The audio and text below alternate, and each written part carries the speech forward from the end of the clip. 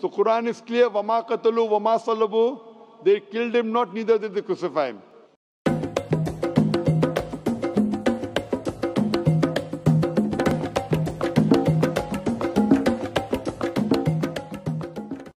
Kita akan melihat Zakir Naik, seorang propagandis dan penyebar polemik, mendakwahkan polemik anti-Kristian yang lazim terhadap penyaliban Kristus yang merupakan landasan agama Kristian dan Injil. Jadi, kita akan menyelidik dan melihat bagaimana seorang pendengar bertanya soalan kepada Zakir Naik dan bagaimana Zakir menjawab soalan tersebut menggunakan ayat-ayat Alkitab secara tidak jujur. Dan kita akan selidik sama ada dia benar-benar menyalahgunakan kitab suci dan memutarbalikkan ajaran Kristus dengan menyebarkan teorinya yang terdapat dalam Al-Quran dan Islam. How can you prove that Jesus was not crucified? Then how can I prove that Jesus wasn't crucified, peace be upon him? The Quran says in Surah Nisa chapter 4, 157, they killed him not, neither did they crucify him, it was only made to appear so. So Quran is clear, وَمَا قَتَلُوا وَمَا صَلَبُوا. They killed him not, neither did they crucify him. Ayat ini hanya jelas bagi Zakir Naik, tetapi ia tidak jelas bagi sejarah dan fakta penyelidikan sejarah tentang kehidupan Yesus Kristus. Lebih jelas lagi dalam Alkitab tentang apa yang Yesus katakan mengenai dirinya sendiri dan penyalibannya. Semasa Yesus Kristus masih hidup, dia bercakap tentang kewafatannya sendiri kepada murid-muridnya dan pendengar-pendengar yang ada di sekelilingnya dengan jelas. Penyataan Yesus telah dicatatkan lebih daripada 3 kali di dalam Injil Sinoptik dan juga dalam Injil Yohanes. Jika kita melihat Matius bab 16 ayat 21 hingga 23, Yesus meramalkan kewafatannya sendiri yang dilakukan oleh manusia lebih 2000 tahun yang lalu. Matius 16 ayat 21 berkata, "Sejak itu, Yesus mula berkata terus terang kepada murid-muridnya bahawa dia harus pergi ke Yerusalem dan menanggung banyak penderitaan daripada pihak pemimpin masyarakat, ketua imam dan ahli Taurat. Dia akan dibunuh, tetapi pada hari ketiga akan dibangkitkan semula." Dari ayat 22, Petrus telah menarik Yesus ke tepi dan menegur dia, "Tuhan, semoga Allah jauhi semua itu daripadamu. Semua itu tidak boleh berlaku kepadamu." Ayat 23, Yesus berpaling sambil berkata kepada Petrus, "Nyahlah dari sini, iblis. Engkau batu sandungan bagiku, kerana kamu tidak berfikir menurut kehendak Allah, tetapi menurut kehendak manusia." Jadi, keempat-empat Injil sangat jelas menyatakan bahawa sebelum Muhammad dilahirkan, Yesus telah meramalkan kewafatannya sendiri lebih 2000 tahun yang lalu di tangan orang-orang jahat dan zalim. Dia telah memberi pencerahan yang sangat jelas kepada para pengikut, murid-murid dan pendengar-pendengarnya. Seorang daripada pengikut terdekatnya memutuskan untuk melakukan sesuatu. Dia cuba menghalang Yesus daripada takdirnya, iaitu wafat di atas kayu salib, dan dia berkata, "Tuhan, semoga Allah jauhi semua ini daripadamu." Dan lihat saja tindak balas Yesus kepada Petrus. Dia memarahi Petrus sekeras-kerasnya dengan memanggilnya setan. Maksudnya di sini, Yesus melihat Petrus sebagai penghalang, dan memang pun Petrus adalah batu rintangan dan penghalang kepada kehendak dan rancangan Tuhan Allah bagi Kristus. Jadi, mati lebih 2000 tahun yang lalu dengan cara yang sangat kejam memang adalah sebahagian daripada tujuan Yesus Kristus diutuskan kalau kita menyelidik ke semua ayat kitab suci yang berkaitan dalam Injil.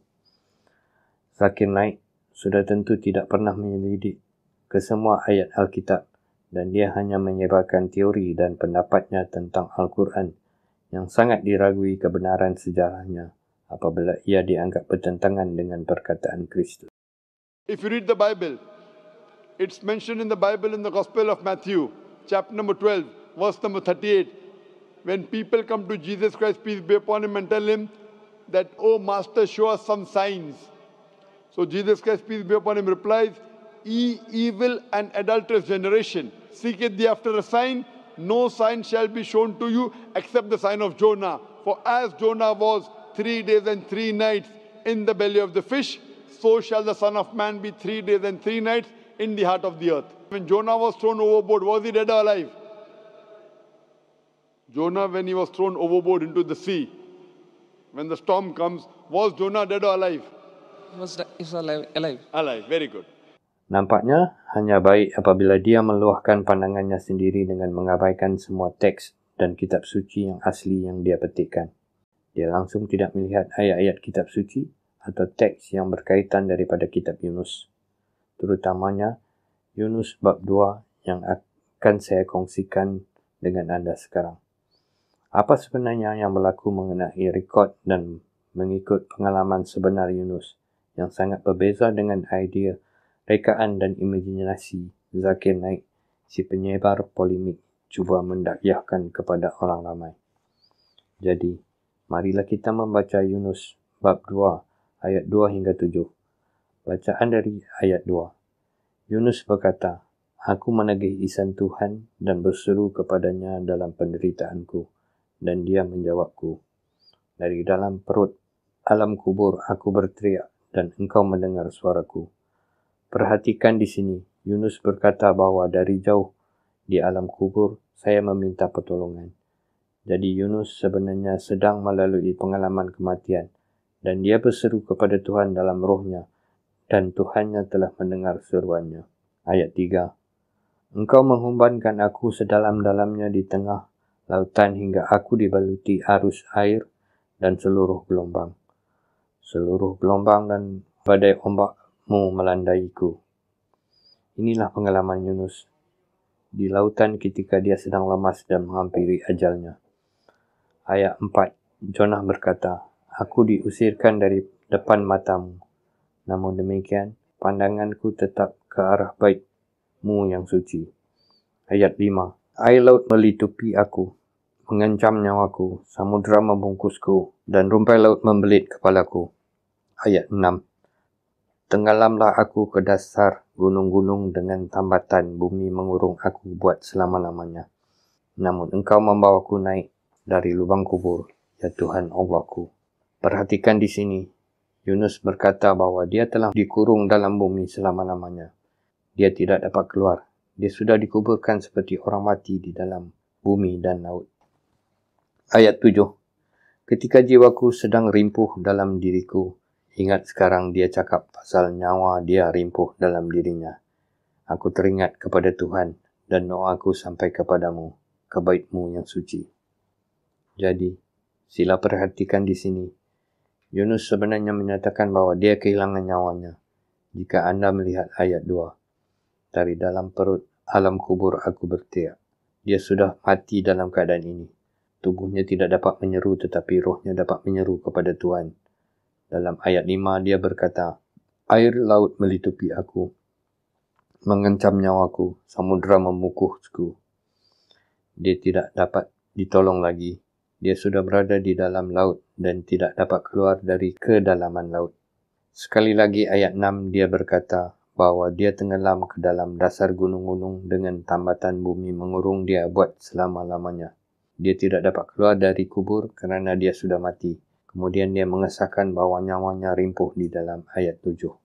Jadi, sangat jelas bahawa jika anda jujur dengan ayat kitab suci yang merujuk kepada Yunus dalam Alkitab, anda akan mendapati bahawa Yunus mengalami kematian. Oleh itu, penyataan bahawa Yunus tidak mati adalah spekulasi semata-mata yang tidak perlu dipertimbangkan sama sekali. Jadi, anda boleh lihat dan dengar dengan jelas di sini bahawa penyebar polemik ini menyalah tafsirkan kitab suci berkenaan Yunus kerana menurut Yesus, tanda Yunus sebenarnya adalah kematian dan kebangkitan, bukan saja dalam kes Yesus, tetapi juga kes Yunus. Kembali kepada nubuat dan ramalan Yesus tentang kewafatannya sendiri 2000 tahun yang lalu. Yesus juga meramalkan ini 3 kali lagi di dalam 3 nas Injil yang lain. Ramalan ini dapat dijumpa dalam Matius pasal 20 ayat 17 hingga 19. Markus pasal 10 ayat 32 hingga 34. Dan juga di dalam Lukas pasal 18 ayat 31 hingga 34, di mana Yesus menerangkan secara jelas kewafatannya sendiri. Yesus bukan saja membuatkan hal ini di dalam Injil sinoptik, tetapi dia juga menubuatkan pengkabulan dan kewafatannya lebih 2000 tahun yang lalu dalam Injil Yohanes. Oleh itu, ini adalah tema dan ramalan nubuat Yesus yang konsisten tentang kewafatannya di dunia sebelum wujudnya Islam. Oleh itu, apabila Yesus berkata dalam Matius 12, tidak ada tanda mujizat yang akan ditunjukkan kecuali tanda Nabi Yunus, ia jelas dikaitkan dengan nubuat Yesus tentang kewafatannya sendiri. Mengapa dia begitu yakin bahawa tanda Yunus merujuk kepada kewafatannya sendiri?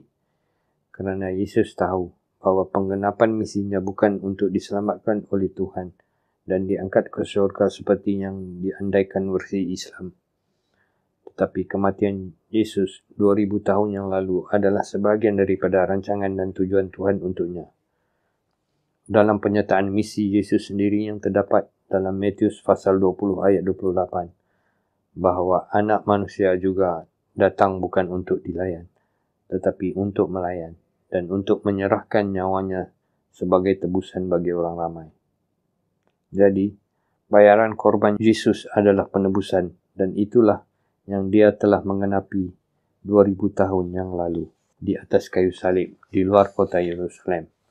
Jadi, jelas kelihatan suatu pembacaan kitab suci yang lebih jujur, objektif dan lengkap dalam Perjanjian Baru dan Perjanjian Lama akan membuktikan bahawa tanda Yunus sebenarnya adalah tanda kematian dan kebangkitan Yesus dan Yunus. Itulah sebabnya mengapa Yesus memilih tanda Yunus untuk memberitahu dan melambangkan kewafatan dan kebangkitannya sendiri bagi umat manusia. Oleh itu, mari kita belajar untuk membaca Alkitab dengan lebih jujur dan bertanggungjawab, supaya kita boleh mendapat mesej penuh Yesus Kristus, seperti yang dia telah menyiarkan dan mengajar pada zamannya. Jika anda mempunyai sebarang pertanyaan mengenai video ini, sila tulis kepada kami di alamat email ini dengan soalan atau komen anda. Terima kasih kerana mendengar dan semoga Tuhan memberkati anda.